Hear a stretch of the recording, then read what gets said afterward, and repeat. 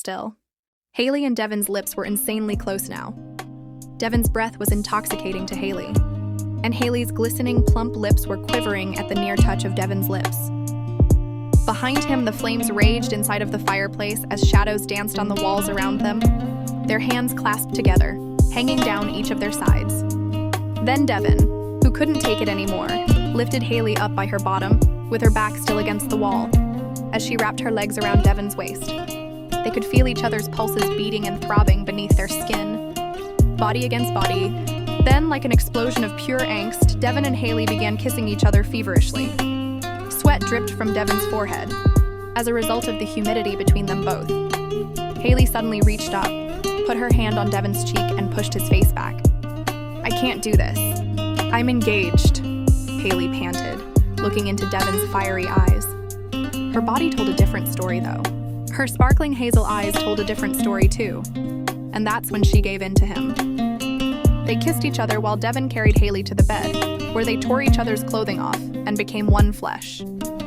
What would Ryan, Haley's fiancé, think if he knew she had fallen back in love with her teenage sweetheart? Ryan was the safe bet. He was wealthy, handsome, motivated, and already on his way to taking over his father's Fortune 1 company as CEO. Her parents loved Ryan, and Ryan's parents loved Haley. If it weren't for Devin having abruptly left Haley 4 years prior, she might have never known Ryan. But here they were, stood still. But here they were, reunited in front of his giant fireplace, in the house he had renovated just for her, in the exact way they had always dreamt of in their younger years. Clearly, Devin had not forgotten her, nor had he ever gotten over her. Haley hadn't forgotten Devin either, yet she had no choice but to move on, after Devin completely disappeared from Haley's life 4 years ago. What Haley didn't know yet was that Haley's father, who was wealthy, offered Devin $500,000 just to disappear from Haley's life. He let Devin know that Haley was out of Devin's league in every way. Devin believed her father too. He ripped the check up in front of Haley's father and left, for good. He loved her enough to let her go, and let her find better than him. It seemed Haley did just that. Yet when Devin and Haley bumped into one another downtown one day, 4 years later, Devin couldn't imagine letting her go again. Their summer of love came rushing back into both of their memories, falling in love all over again. After awkward small talk, Devin convinced Haley to go with him to the house on the lake that he had renovated in hopes of one day seeing her again. Now Haley laid on top of Devin under a blanket together on the couch in front of the fireplace. The sun rays were beaming in through the floor-to-ceiling windows. As Haley squinted, raising her hand in front of her face to shield her eyes. That's just when she remembered where she was at. Budge. There was no place she'd rather be than right there, naked against him, with her ear against his chest, listening to the rhythm of his heartbeat. Just then, as if the universe was impeding on their perfect union, a violent knocking came from the front door. Haley jumped up from the couch, throwing her clothes on in a flash, as Devin woke up confused. As soon as Devin realized what was happening, he threw his boxers on, then peeked out the front blinds. Haley stood behind him nervously, whispering, "Who is it?" Devin squinted, trying to see through the sun rays. "It looks like my girlfriend," he finally said. Haley's heart sunk into her stomach. "You have a girlfriend?" Devin threw his shirt on, then took Haley's hand, as the knocking at the door continued. "Haley, I never wanted to give up on you, on us, but then I met Serena.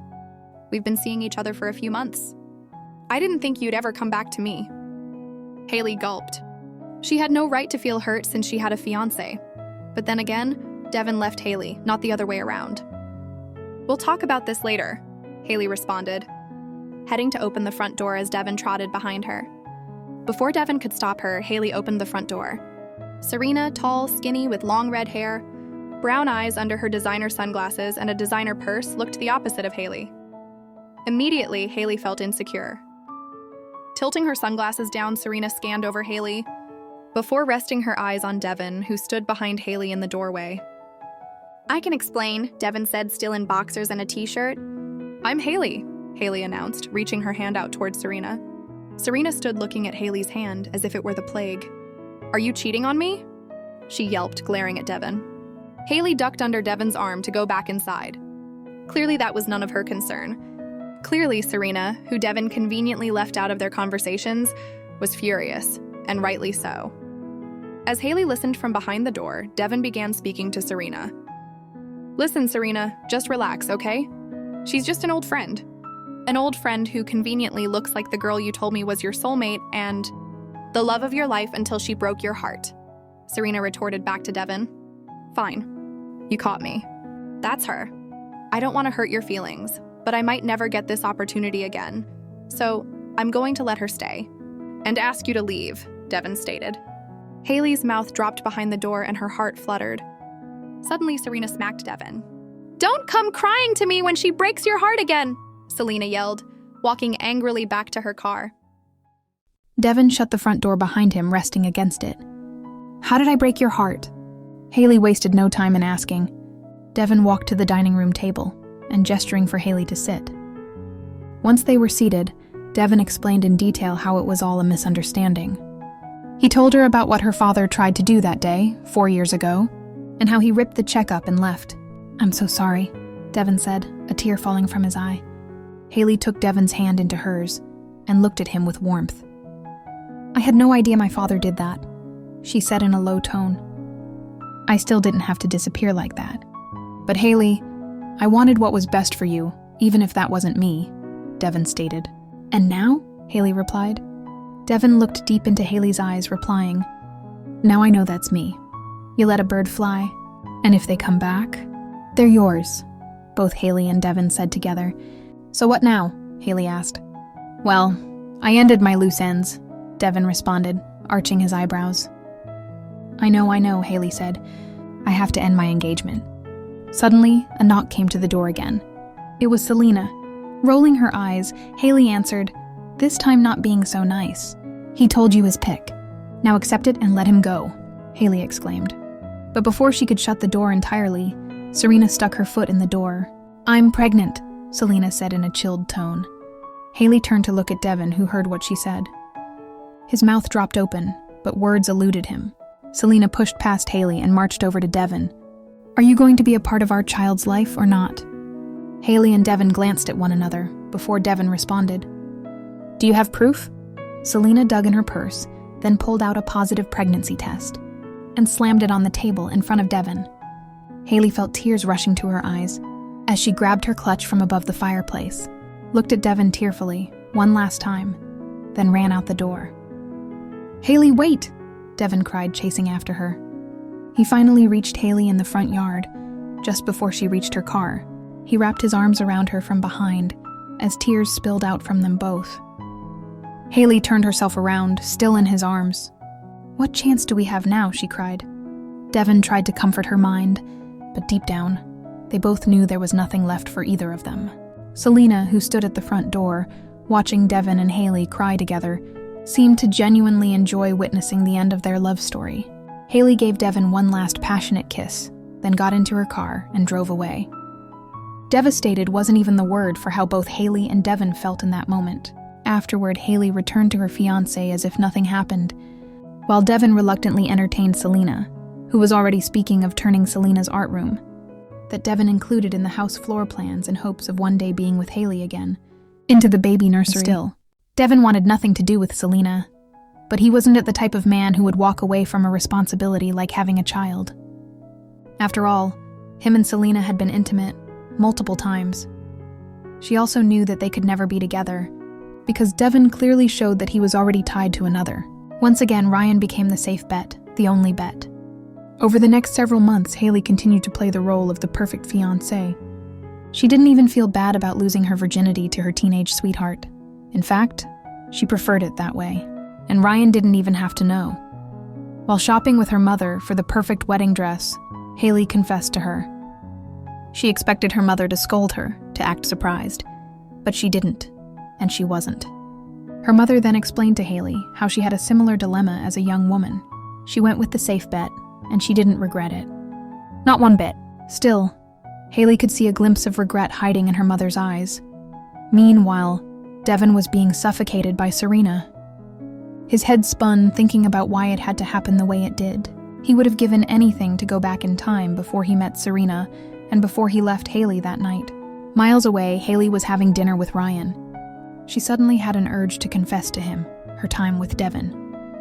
It wasn't out of guilt. Rather, she hoped that he would feel disgusted enough to leave Haley behind. But he didn't. Ryan looked disappointed for a moment, before clutching Haley's hands in his own, asking, "It's out of your system now, yes?" Haley gulped, then stuttered. Yes, of course." It was a bold-faced lie, so obvious that even Ryan couldn't believe her. Still, he moved on to the next conversation as if it didn't matter. He knew that Haley was about to be his, for good. And once she was, her father would almost certainly promote Ryan. Then, the time came for Devin to take Serena to their first prenatal visit. Nervous but ready to accept responsibility, Devin watched the screen as the baby's heart beat. That was all it took. Devin going to have to ask Serena to marry him. There were plenty of various family dynamics these days, but it would be unbearably fair for Devin to drag Haley through that mess, especially knowing how Serena was. A month later, as Haley prepared to walk down the aisle toward Ryan, Devin opening his door to some certified letter. It was the DNA test for the baby. He told Serena it was a health test to make sure there were no hereditary issues that could be passed down. Instead, he had devised one more way to ensure he was making the right move. But as soon as Devin looked at the paper, 0.00% stood out loud and clear. Immediately, Devin ran out the door. Serena came clunking down the stairs in her high heels, only to find the door wide open, and a piece of paper floating in the air, while a manila envelope rested on the floor underneath it. Serena didn't even have to look at it to know. He had tricked her, and thus found out the baby wasn't even his. Serena's attempt to trap Devin didn't work. As Haley stood at the church doors, dressed in an off-white wedding gown, hanging onto her father's arm, her stomach aches at the step she was about to take, Devin finally figured out where the wedding was being held, and rushed there as fast as he could.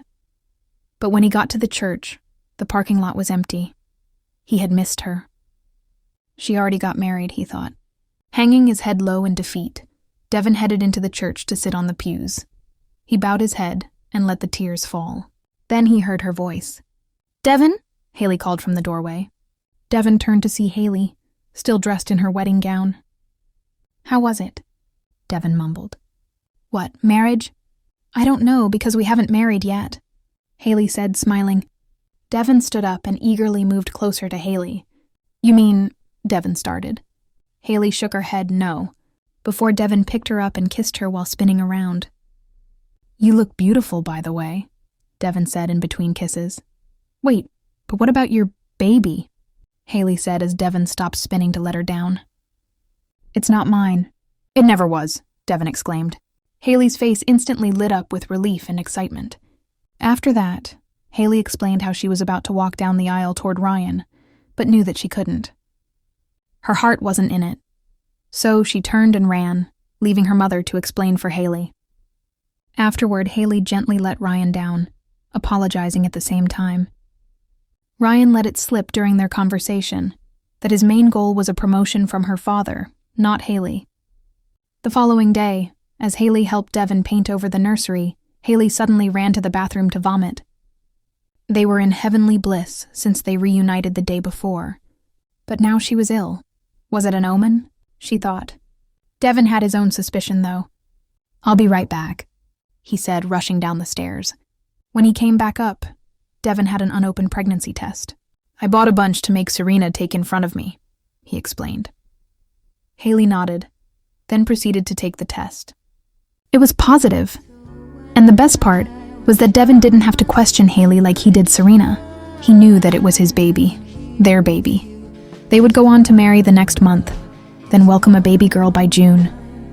After that, the couple had 3 more children, and they all lived a blissfully happy life, with no regrets. Haley and Devin lived to be in their 80s. Their oldest daughter was a pilot by then, and took them into the air as a surprise. But before they landed, Devin had a stroke, unfortunately.